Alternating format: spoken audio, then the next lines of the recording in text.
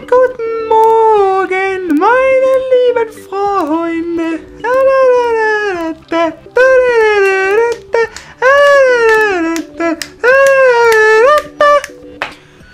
Okay, ist alles okay bei mir?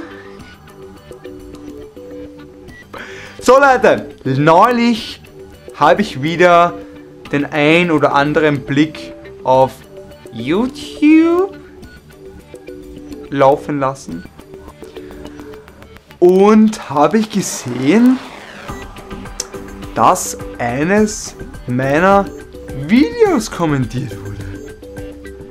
What the fuck? Ich gehe auf YouTube, denke mir wieder mal nichts Böses und auf einmal sehe ich einen Kommentar.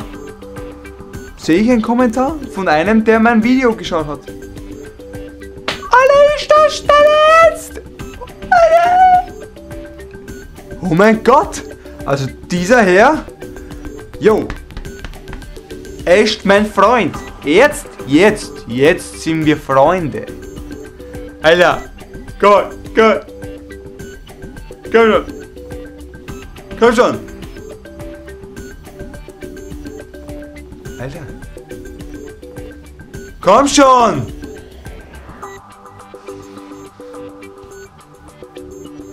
Das will ich nicht doch mal sehen, okay? Okay?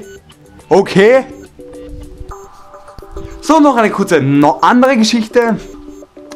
Neulich sitze ich wieder, wie so oft, im Zug und höre mit meinen Kopfhörer von die Apple, Schleichwerbung, von die Apple und höre die Musik.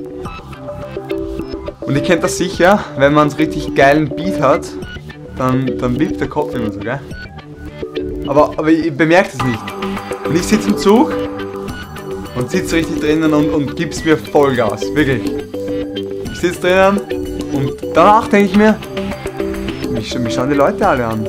Was wollen diese Menschen von mir? Und dann bin ich darauf gekommen, dass sie von mir Fotos gemacht haben, mich gefilmt haben, wie ich so abgehe.